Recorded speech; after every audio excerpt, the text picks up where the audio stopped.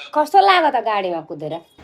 Hello साथीहरू, हामी दुईजनाको चाहिँ धेरै दिनबाट घुम्न जाने भनेर प्लानिङ भइरहेको थियो र हामी चाहिँ राति नै सल्लाह गर्दै थियौँ र आज मर्निङमा चाहिँ म सुरु एकदम धेरै राम्रै हुँदैछु घुम्न जान भनेर कि।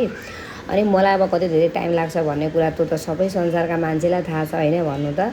अब त्यही भएर म चाहिँ फटाफट उठेरै नुहाइ धुवाइ गएर कामसाम सकेर रेडी हुन बसिहालेँ। अनि मेरो हस्बेन्डले चाहिँ उतापट्टि आज म्यागी बनाउनु हुँदैछ। आज दिदीको पनि अफिस छुट्टी छ र दिदीलाई पनि घुमाउन लिएर जान्छु भनेर लाँदैछु।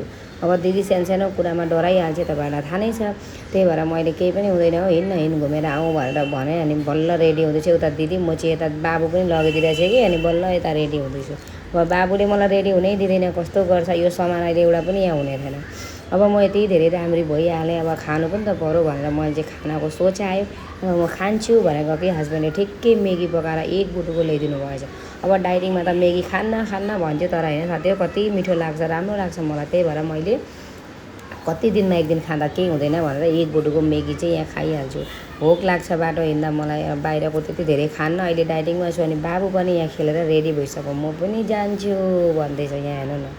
फाइनली म र मेरी दिदी चाहिँ निक्लिसक्यौँ। दिदीलाई सन्चो पनि छैन, बहुत धेरै बिमारी छ दिदी साथीहरू।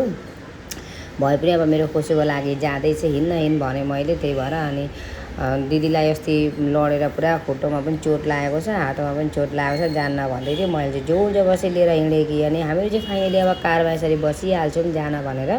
म चाहिँ अगाडि मालिकनी भएर बसिहाल्छु। अब कार मेरै हो त मै अगाडि बस्नुपर्छ होइन भन्नु त साथीहरू। अब आफ्नो कारमा यसरी अगाडि बसेर जानुको मजा यस्तो छ नि, तपाईँहरू आफ्नो कार किनेर जानु कुनै दिन होइन, जसको छैन अनि त्यसले आफै फिल गर्नुहुन्छ यस्तो दिन।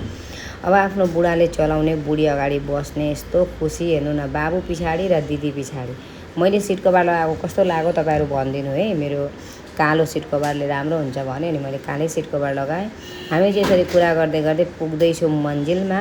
आज म कहाँ गएँ कि भनेर तपाईँहरूलाई देखाउँदैछु। घुम्न त म कहाँ जान पाउँछु भन्नु त। घुम्न त पक्कै पनि होइन साथीहरू, तर हामीहरू लङ टुर जाँदैछौँ नि त कुछ दिन बाद मन्दिर। त्यही भएर चाहिँ गाडीमा फास्ट्याग लगाउन थियो होइन, टोल ट्याक्सको लागि।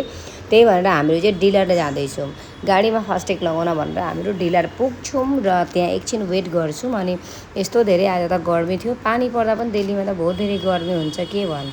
मलाई त आज भित्र पस्न पनि मन लागेन, किन भन्दाखेरि बहुत धेरै गर्मी थियो कि। बाहिरै म बसेर भिडियो सिडियो बनाउँछु भन्दै थिएँ। अनि एकछिनमा चाहिँ यहाँ कार डिलरको सन्दीप सरको आगमन हुन्छ र हाम्रो कारमा चाहिँ फास्ट्याग लगाइवरी यहाँ फोटोसोटो खिच्ने अब के हो त्यो सब कार्यक्रम हुन्छ। अनि मलाई चाहिँ धेरै पानीको प्यास लाग्छ, तर पानी नै पाउँदिनँ पिउनलाई।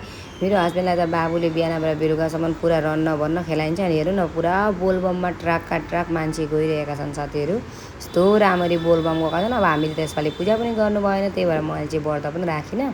अब चाहिँ हामीहरू तुफान घर आउँदैछौँ, किन भन्दाखेरि एकदम खान मन लाग्दैछ कि केही, मलाई चाहिँ पानी पनि पिउन मन लाग्छ। अब म गाडीमा बस्दाखेरि कति धेरै उत्पात गर्छु भन्ने कुरा मेरो हस्बेन्डलाई मात्रै थाहा छ। यहाँ हेर्नु न, भिडियो बनाउनबाट लिएरदेखि कस्ता भिडियो अब तपाईँले लयल मुस्कानमा गएर इन्जोय गर्न सक्नुहुन्छ मेरो हरेक भिडियो है। अब सबै त म्युजिक भिडियो म यहाँ अपलोड गर्दिनँ, तपाईँहरूलाई थाहा नै छ।